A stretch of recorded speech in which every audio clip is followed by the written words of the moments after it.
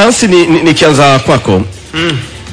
Kwa nini haya mambo unafikiri yanajitokeza na yanachukua nafasi?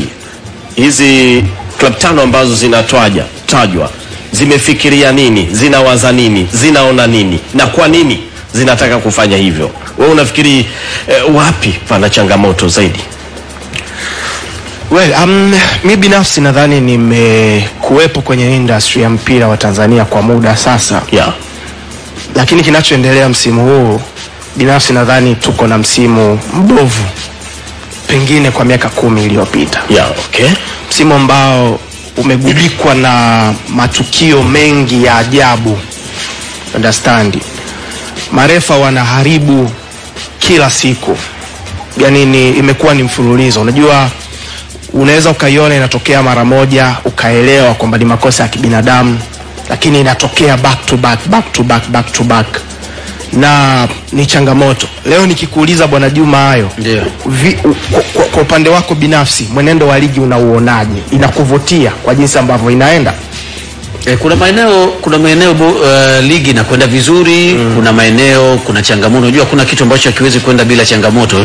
Kuna maeneo tumefanikiwa kwa sababu ukiangalia ndani ya huu msimu ama hii misimu ya karibuni, wewe umezungumzia hiyo miaka 10, lakini ukiangalia sasa hivi ndio wakati ambapo pia hata ligi yetu imepanda.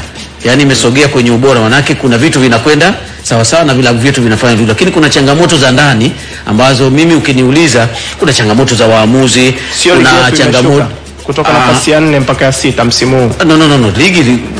Ligi yetu ilikuwa nafasi ya 6. Hiyo tutapanda mpaka ya 4. Hiyo 4 ilizungumzwa tu hapa tukupata reference ya maana kama ilikuwa imefikia huko. Lakini nilikuwa naongelea kuna maeneo, kuna mapungufu. Mfano sasa hivi ligi yetu swala la ratiba imekaa vizuri, ambao miaka hapo nyuma tulikuwa tunapiga kelele sana redioni, ratiba viporo vingi. Sasa hivi kidogo unaona vitu havipo.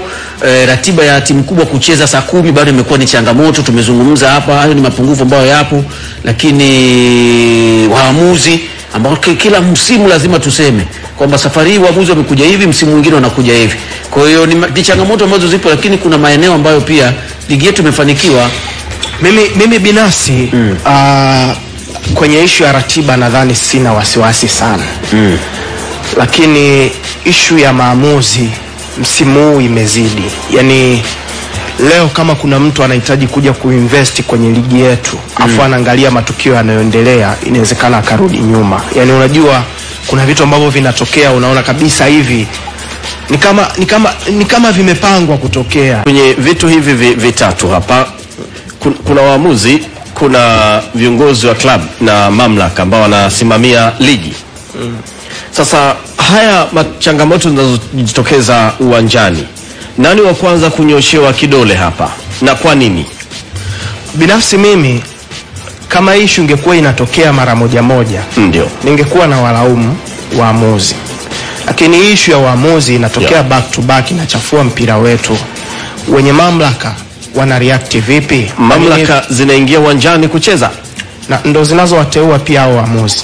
Sasa yes, nimekuteua Hans Rafael, nenda kachezeshe game ya Simba na Singida Black Stars. Sasa baada ya hapo yanayotokea uwanjani yale pale, sasa anayoyafanya ni tatizo la mamlaka. Of course si muamuzi wao. Sawa, mimi nakuelewa vizuri. Tunavizuri lakini unanielewa, lakini ni muamuzi wao. Okay, ni muamuzi wao. Waamuzi wamekuwa wanaharibu leo, kesho tena wanapangiwa mechi nyingine. Okay. Hivi mkali, tuko hapa tumewahi kuona waamuzi wakiwa wamechukuliwa hatua, wakiwa wameunderperform, sio wamefungiwa, wengine wakawa wamepelekwa championship. Na tuna reference ya mtu kama Kayoko Dabia ilipomshinda, na tukakaa hapa tukasema alifanya 1 2 3 na akapotea hapo katikati. Yale yalikuwa ni maamuzi ya mamlaka, sio? Wanapochukua hatua kwa hao waamuzi ambao wanakuwa wanaharibu, si ni hii mamlaka ambayo leo club zinataka kusema kama hawachukui hatua kwa hao waamuzi? Wanawaza nini kuhusiana na hili?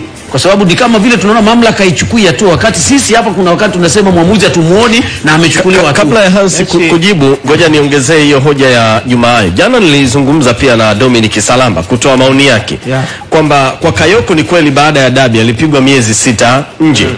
Lakini baada sasa ya Kayoko wamejitokeza hawa kina Kefa Kayombo wanakosea, lakini baada ya hapo unamuona kwenye mechi nyingine. Ndio hoja hapo watu wanazoibua hizo hoja kwamba kweli kina Kayoko, lakini kina Kefa Kayombo vipi?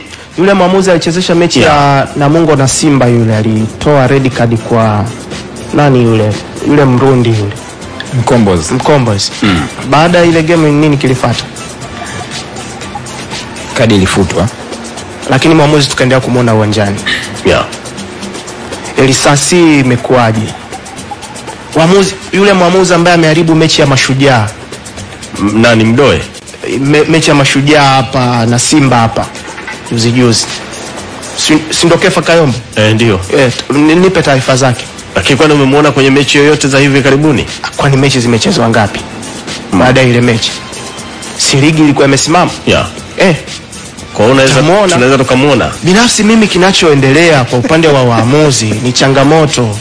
Na hii changamoto inarudi moja kwa moja kwa mamlaka ambazo zinawateua hawa waamuzi. Hakuna mtu leo atakaye kuja akatoka hapa kama ana uchungu na mpira wetu